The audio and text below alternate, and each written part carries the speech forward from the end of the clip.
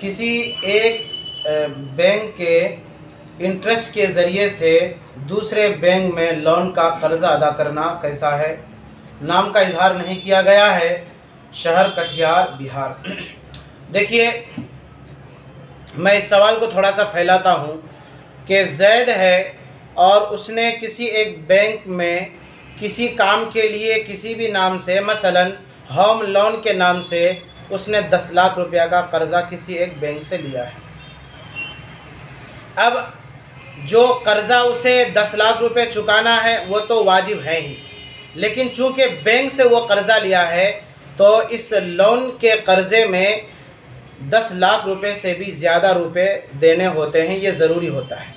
तो सवाल ये है कि हम जो 10 लाख रुपए अदा करेंगे, जो कि वाजिबुल अदा है, कर्ज़ा लिए हैं, वो तो ज़रूरी है ही और वो अदा करेंगे अपने हलाल कमाई से।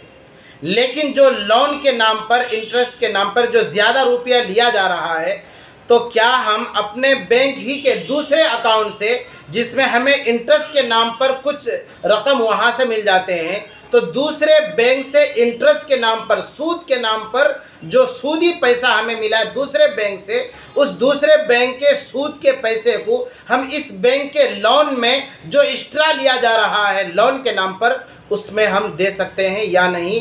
बाकी जो वाजिबुल अदा 10 लाख रुपए हैं वो तो हम अपने हलाल कमाई के ज़रिए से अदा करेंगे ही।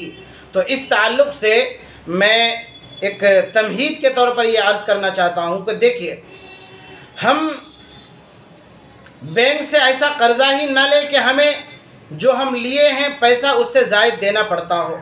लेकिन अगर बहरहाल कोई आदमी इतना मजबूर हो गया और इस मजबूरी की हालत में वो पहुंच चुका था कि उसे बैंक से कर्ज़ा लेना और लोन की शक्ल में कर्ज़ा लेना ज़रूरी था, ले लिया।